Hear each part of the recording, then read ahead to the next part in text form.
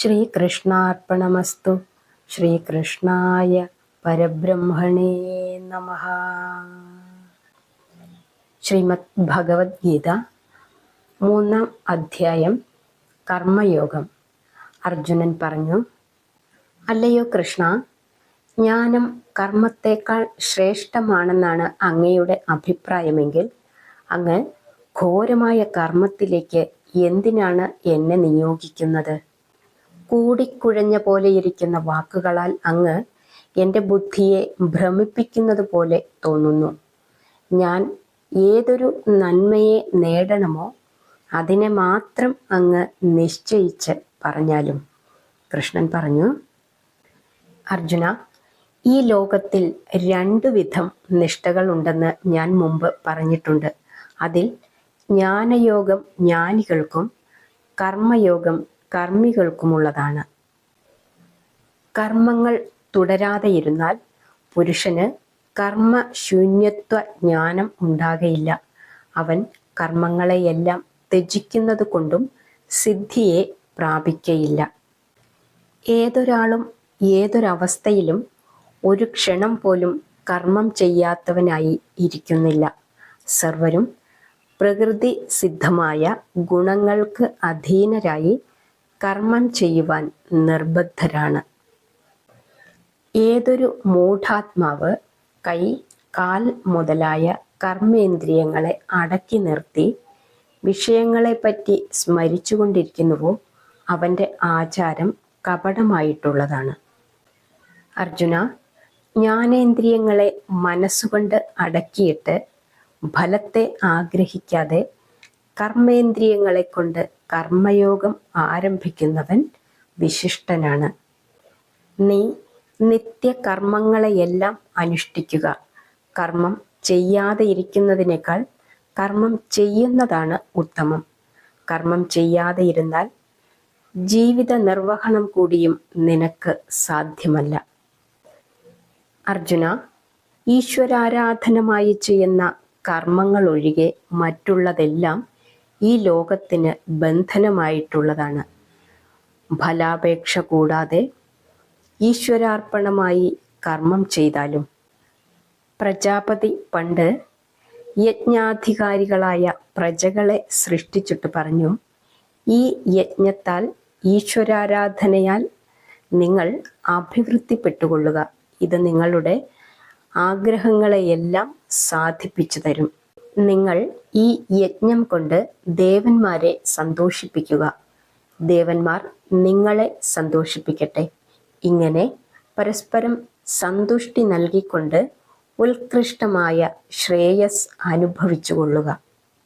യജ്ഞത്താൽ സന്തുഷ്ടരായ ദേവന്മാർ നിങ്ങൾക്ക് സുഖാനുഭവങ്ങൾ നൽകുന്നു. അവർ തരുന്നവയെ അവർക്ക് കൊടുക്കാതെ അനുഭവിക്കുന്നവൻ കള്ളനാണ്. യജ്ഞത്തിൻ്റെ അവശേഷത്തെ അനുഭവിക്കുന്നവർ സർവ പാപങ്ങളിൽ നിന്നും മുക്തരായിത്തീരുന്നു. തങ്ങൾക്കു വേണ്ടി മാത്രം സുഖഭോഗങ്ങൾ നേടുന്ന ദുരാചാരന്മാർ പാപമാണ് അനുഭവിക്കുക. സർവഭൂതങ്ങളും അന്നം കൊണ്ടാണ് ജീവിക്കുന്നത്. അന്നം മഴ കൊണ്ടുണ്ടാകുന്നു. മഴ പൊഴിക്കുന്ന മേഘം യജ്ഞത്താൽ സംഭവിക്കുന്നു. യജ്ഞത്തിൻ്റെ ഉത്ഭവമാകട്ടെ കർമ്മത്തിൽ നിന്നാണ്. കർമ്മത്തിൻ്റെ ഉൽപ്പത്തി വേദത്തിൽ നിന്നാണെന്നും വേദത്തിൻ്റെ ഉത്ഭവം പരമാത്മാവിൽ നിന്നാണെന്നും അറിഞ്ഞാലും. അതുകൊണ്ട് സർവപ്രകാശമായ വേദം എപ്പോഴും യജ്ഞത്തിലാണ് സ്ഥിതി ചെയ്യുന്നത്. ഇങ്ങനെയാണ് പ്രപഞ്ചചക്രം പ്രവർത്തിക്കുന്നത്. അതിനൊത്തവണ്ണം പ്രവർത്തിക്കാത്തവൻ പാപാത്മാവും വിഷയാസക്തനുമാണ്. അവൻ്റെ ജീവിതം വ്യർത്ഥം തന്നെ. ഏതൊരുവൻ ആത്മാവിൽ തന്നെ രമിക്കുന്നവനും ആത്മാവിൽ തന്നെ പരിതൃപ്തനും ആത്മാവിൽ തന്നെ സന്തുഷ്ടനുമായി തീരുന്നുവോ അവന് കർത്തവ്യകർമ്മമായി ഒന്നും തന്നെയില്ല. അവന് കർമ്മം കൊണ്ട് പ്രയോജനമൊന്നുമില്ല. കർമ്മം ചെയ്യാതിരിക്കുന്നത് കൊണ്ട് അവന് ദുഃഖമൊന്നും ബാധിക്കുന്നതല്ല. തൻ്റെ ഗുണത്തിനു വേണ്ടി അവന് ഈ പ്രപഞ്ചത്തിൽ പരാശ്രയമേ വേണ്ട. അതുകൊണ്ട് എപ്പോഴും ഫലാപേക്ഷ കൂടാതെ കർത്തവ്യമായുള്ള കർമ്മത്തെ ആചരിച്ചാലും നിഷ്കാമമായി കർമ്മം ചെയ്യുന്നവൻ പരമപദം പ്രാപിക്കുന്നു. ജനകൻ മുതലായവർ കർമ്മം കൊണ്ടു തന്നെയാണ് മോക്ഷത്തെ പ്രാപിച്ചത്. ലോക സംരക്ഷണത്തെയെങ്കിലും ഓർത്തിട്ട് നീ കർമ്മം ചെയ്യേണ്ടതാകുന്നു. ശ്രേഷ്ഠനായിട്ടുള്ളവൻ ഏതേതാചരിക്കുന്നുവോ അതുതന്നെ അന്യജനങ്ങൾ ചെയ്യുന്നു. ശ്രേഷ്ഠൻ ഏതൊന്നിനെ പ്രമാണമായി കരുതുന്നുവോ അതുതന്നെ ജനങ്ങളും അനുസരിക്കുന്നു. അർജുന, ഈ 3 ലോകത്തിലും കർത്തവ്യമായി എനിക്ക് ഒന്നും തന്നെയില്ല. പ്രാപിക്കത്തക്കതായുള്ളത് ഞാൻ പ്രാപിക്കാതിരുന്നിട്ടില്ല. എന്നിട്ടും ഞാൻ കർമ്മം ചെയ്തുകൊണ്ട് തന്നെ ഇരിക്കുന്നു. അർജുന, ഞാൻ ഉണർച്ചയോടുകൂടി കർമ്മത്തിൽ പ്രവർത്തിക്കാതെ എപ്പോഴെങ്കിലും ഇരുന്നാൽ മനുഷ്യരെല്ലാവരും എൻ്റെ ആ സ്ഥിതിയെ തന്നെ പിന്തുടർന്നേക്കാം. ഞാൻ കർമ്മം ചെയ്യാതെ ഇരുന്നാൽ ഈ ലോകം നശിച്ചു പോകും.